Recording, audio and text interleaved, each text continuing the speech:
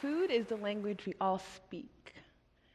However, it's also become the most complicated and confusing language we all just deal with. Cancer has become the word we all fear. However, it's also become quite familiar. These two words seem so far apart, but today they are so deeply connected that it would be naive to disregard the impact of one on the other. So, what is cancer? Cancer is a genetic disease that can grow anywhere in the human body, and it is caused by a change or mutation to the gene that affects the way the cell functions. So some reasons that the gene may have a change or a mutation, it can be because of age. As we get older, there may be a random mistake in cell division that leads to a mutation. I know, the human body's complicated. Or it might be inherited. We can inherit traits or genes from our parents that make us more prone to specific cancers like brain cancer, breast cancer, ovarian cancer, leukemia, osteosarcoma. But inherited gene mutations only play a major role in about 5 to 10% of all cancer cases, according to the National Institute for Health. So this left me wondering what is going on with the other 90 to 95% of cancer cases that are not inherited. According to the American Cancer Society, 1/3 of cancer deaths in the United States are attributed to diet, poor diet, physical inactivity, alcohol consumption, and overweight or obesity. According to the World Health Organization, 30 to 50% of cancers are predicted to be preventable. So research is still really developing to pinpoint exact causes of specific cancer, exact risk factors. But there are some things that we do know. We do know that tobacco and smoking is a major risk factor. We know that exposure to specific toxins or chemicals or radiation or sun rays are specific risk factors. And then, of course, we know about that 1/3 of cancer deaths that are related to nutrition and lifestyle behaviors. In other words, the food we eat and the lifestyles that we consistently engage in. Today, I want to focus on that 1/3 of cancer deaths that are related to nutrition and lifestyle behaviors. I want to focus on that 30 to 50% of cancers that are predicted to be preventable and what we can do about that. So the World Cancer Research Fund is a great place to start when asking this question. So the World Cancer Research Fund is a not-for-profit, non-governmental organization that has become a leading authority in cancer prevention research related to diet, physical activity, and weight. Their vision is to live in a world where nobody develops a preventable cancer. Yes, that is a big goal. But they're doing it. They're making it happen. This organization is led by a panel of cancer experts from various countries. And they got together and they partnered with the American Institute for Cancer Research to publish these 10 recommendations. Some of them, we're pretty familiar with. Being a healthy weight, being physically active, eating a diet rich in whole grains, fruits and vegetables, beans, limiting consumption of fast food, processed meats, and several others. But what this organization does, is they focus on providing research and educational materials to teach us how to eat healthy, to teach us how to maintain a healthy weight, and overall prevent obesity or being overweight and maintain a healthy weight as a way of preventing cancer. Because many of the lifestyle trends that promote cancer, that promote obesity, tend to promote the cancers that we're talking about today. So there was also another study that went about evaluating the effectiveness of these guidelines. Do they work? Well, they followed a group of people that followed these guidelines, and they saw that the more they adhered to these guidelines and these recommendations, the greater the cancer reduction risk they experienced for specific cancers. So we see that, maybe this can work. Maybe this is a solution. Maybe this is something we can do. But now the next question is, how do these guidelines become a part of my normal life? How do these guidelines become a part of my community? Well, I also understand that following these guidelines is not just a matter of choice. Right now, we're seated in this beautiful theater, and in a little bit, we're about to go share a wonderful meal together. But I also understand that some of us in here, when they return home or finish watching online, they're returning to an environment that looks a little bit like this, a food desert. A food desert is defined as an area, a town, a district maybe, where people live that literally lack grocery stores. People don't have places to go to get fresh foods or fruits and vegetables. People go grocery shopping in convenience stores and gas stations, and these are all over America. Maybe you're returning to a dorm room with an empty fridge, or your bank account looks a little bit like this. Maybe some of us come from childhoods where our family meals were characterized by big serving portions and a lot of grease. Now, I'm not undermining the social determinants or the social backgrounds we may come from, or even the health injustices in this country that make eating healthy quite difficult. No, I'm also not blaming you for your cancer diagnosis. No. The reality is we live in an environment that has obesity-promoting food, drinks, advertisements 24/7 everywhere you go. We live in an environment where what is cheap and accessible and affordable for many people are the highly processed foods packed with sugar and saturated fats and the bad kind of preservatives that are not that great for our health. In fact, Dr. Laura Schmidt, a professor at the University of California, San Francisco, once said, "We live in an environment rigged for obesity, rigged for cancer."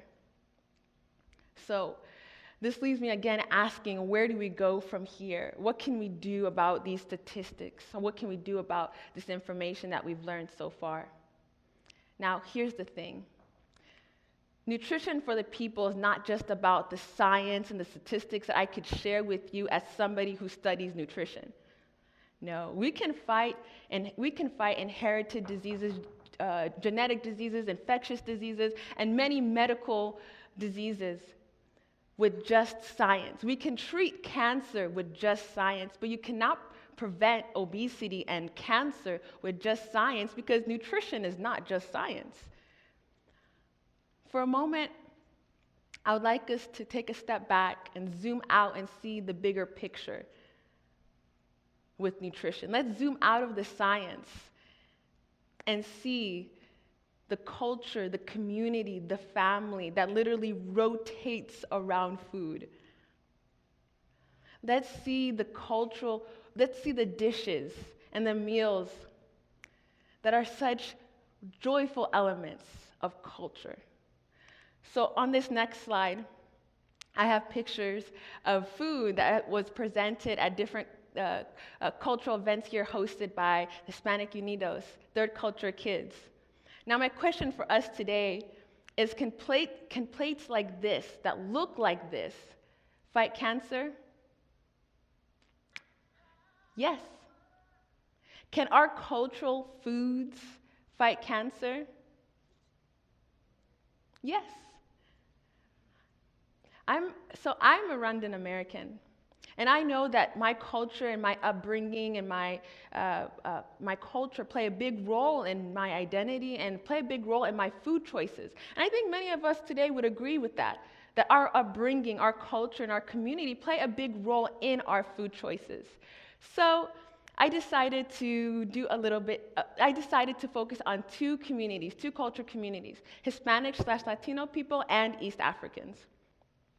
So what I did is I sent out a survey to members in these two cultural communities. This survey asked them about their age, it asked them about where they are from, it asked them about, what are you consuming in your family home in America, from breakfast to dinner, everything in between, beverages, snacks, and what are the health concerns that you're having? What are the health concerns that you're seeing in your community related to health and nutrition?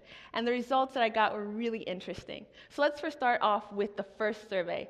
The first survey was for Hispanic/Latino people. Most of the people who did my survey were Mexican or from Mexican descent. Some of the common trends that I saw were flour tortilla, of course, eggs. I never knew you could do so much with eggs.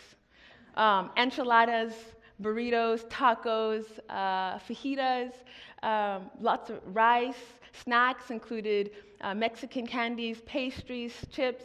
Protein sources included red meat, chicken, some processed meat, sausages. The health concerns now really all focus towards food preparation. Many were asking, how can we prepare our meals with less grease, less fat? How can we enjoy our meals with less tortillas? So I was hoping that as I'm reading through these surveys, I can see different things that I can identify and see how we can modify the dishes that they're eating in their cultural homes to match some of the recommendations in the cancer prevention guidelines. So I went to the internet and I typed into Google, Mexican-based dishes, and I looked for the ones with some modifications. And this is what I found. A vegetarian enchilada with butternut squash and black beans. Yes, we changed up the enchilada recipe. I'm sorry. But really what we did is this recipe found a way to incorporate whole grains and fiber into a dish that didn't have it that much before. It found a way to incorporate 2 vegetable sources into a dish that didn't have that before. They found a way to use plant-based oil, olive oil, instead of butter or lard. So really what this recipe did is they found a way to take a beloved cultural dish, make some modifications, but still make it familiar. So with the other survey that I did for East Africans, that one I really enjoyed reading through them as an East African myself. Most of the people who did my survey were from Rwanda and Burundi, living here in the United States. Some of the common trends that I saw was a lot of rice and a lot of tea, because we eat a lot of rice and we drink a lot of tea. And also a lot of vegetables, all types of vegetables, beans, onions, potatoes, sweet potatoes, plantains, peas, onions, I said that, cabbage, spinach, carrots, tomatoes. Protein sources included chicken, fish, beef. Snacks included chapati, biscuits, avocados, fruits. Now the health concerns all focused on how do we avoid adopting the Western diet? And how do we eat less rice? Which are 2 fair concerns. And I know as a member of this community, one of the concerns I have is monotonous diets. These are diets where we eat the same thing a lot, over and over. A lot of rice, just rice and beans. A lot of just potatoes and beans. Now what that does is it omits many of the important nutrients that we would get from eating a variety of fruits and vegetables. Now interestingly enough, many of the results that I saw in the survey matched with the findings that I did in a research study in 2017.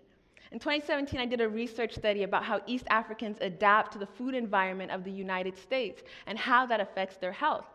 Some of the findings that we had was that food access, financial ability, and nutrition awareness and knowledge all played a major role in the choices that we made with our lifestyle and nutrition while being residents in this country. So this leads me to one of my major points.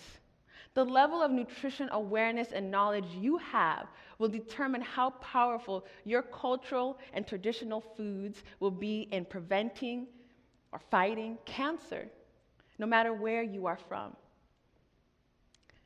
So this next picture is actually quite familiar. This next picture here that I have is a picture that I took when I went home. This is at my family house. And so, like I said, we are from Rwanda. We came to the United States in 2000. And this is a plate actually of my mother's cooking one day when I just went home.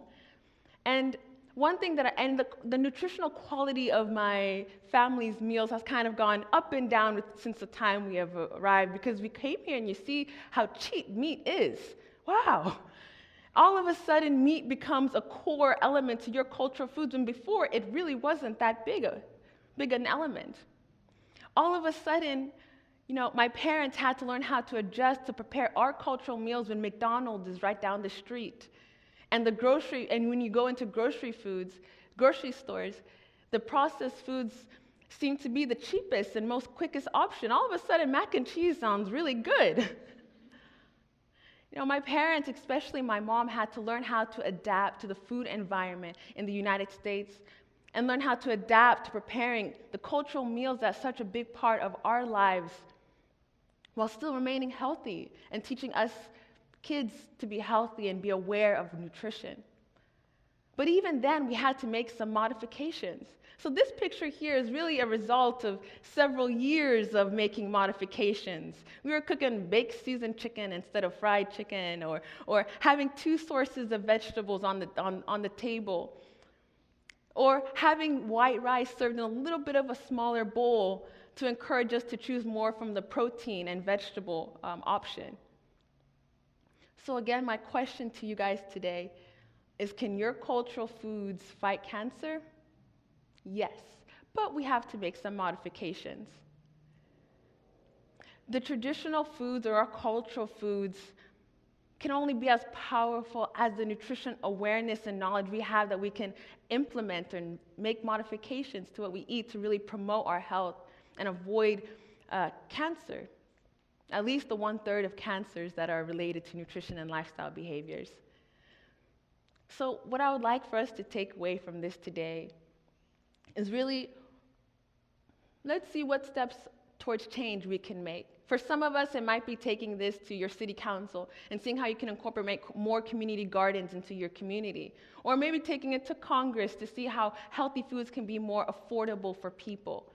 Maybe it's going to that auntie or uncle who prepares those really good meals, but we all know they need some changes. But for most of us, it's going to be increasing our nutrition knowledge. Most of us, it's going to be seeing how we can attend a nutrition class or increase our knowledge with the readings and different things. I would highly recommend everybody to go online and read about the World Cancer Research Fund recommendations and read more about the 10 recommendations that we just so briefly talked about today. Cancer has been a part of our past. It's a part of our present, but it doesn't have to be such a big part of our future, because real foods are a part of our present, and we have to make sure they remain a part of our future. Thank you.